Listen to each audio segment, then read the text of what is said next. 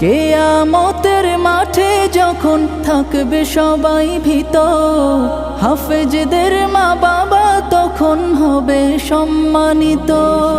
কিয়ামতের মাঠে যখন থাকবে সবাই ভীত, হাফেজদের মা বাবা তখন হবে সম্মানিত। তাদের